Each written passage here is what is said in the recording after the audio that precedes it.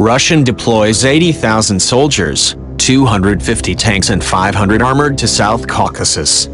This week Russia and 6 other countries are carrying out a large-scale military exercise called Caucasus 2020.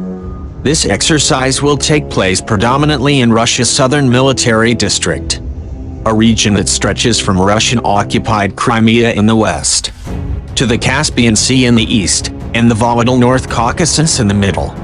Certain parts of the exercise will take place outside Russia's borders as well.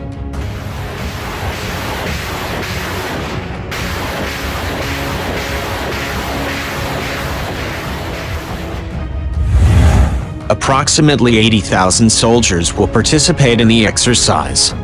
The vast majority of these troops are from Russia, but soldiers from Armenia, soldiers from Belarus, soldiers from China, soldiers from Iran, soldiers from Myanmar, and soldiers from Pakistan will also participate.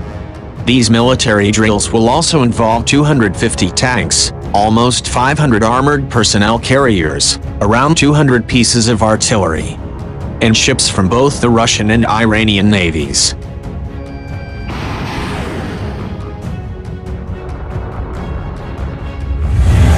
Russia is a member of the Organization for Security Cooperation in Europe. Normally, under the organization's guidelines, any military exercise exceeding 13,000 troops requires international observers from the OSCE. However, the Kremlin cleverly declared that the number of frontline soldiers participating in the exercise at any one time will not exceed the 13,000 troop limit, so no OSCE observers will be present.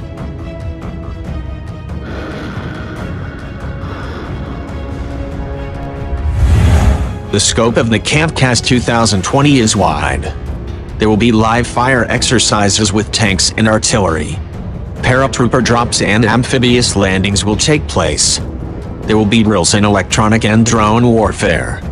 Naval maneuvers will take place in the Black Sea and the Caspian.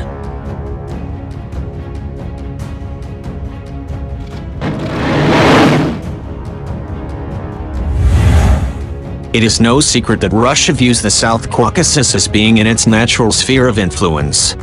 Although much of the military exercise is taking place in the North Caucasus, Russia is actually sending a message to the South Caucasus, especially Azerbaijan and Georgia.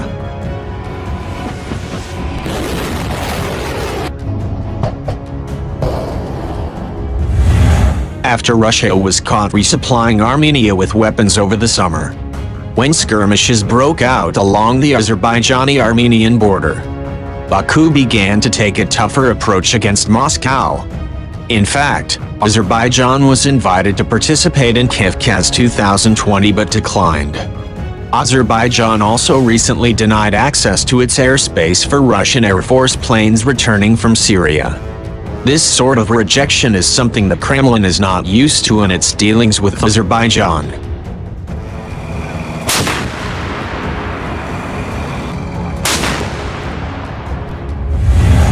There are 2 aspects of Kavkaz 2020 that should alarm Azerbaijan.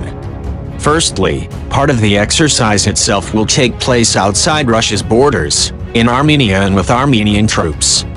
About 1,500 Russian and Armenian troops will exercise together not far from the border with Azerbaijan.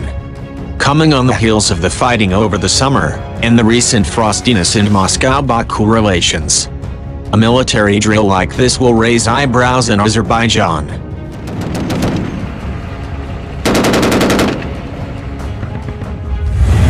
Another aspect of the exercise that will likely ring alarm bells in Azerbaijan is the focus on the Caspian Sea. Russian Marines are rehearsing an amphibious assault on the shores of the Caspian just north of the border with Azerbaijan. China is sending troops to Russia's Astrakhan region on the shores of the Caspian as part of the exercise.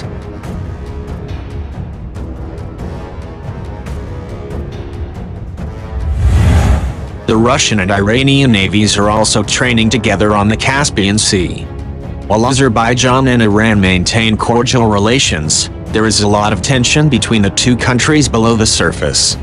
There is little doubt that Russia is using Kavkaz 2020 to send a message to Azerbaijan.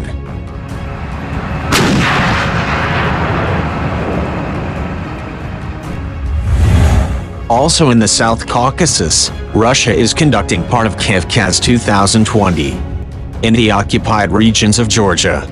In 2008, Russia invaded and has since illegally occupied 20% of Georgia's territory, to include the regions of Abkhazia and South Ossetia. The cover story for the 2008 Russian invasion of Georgia was a large-scale military exercise in the North Caucasus. Understandably, Georgians are nervous of any large-scale Russian exercise in their backyard.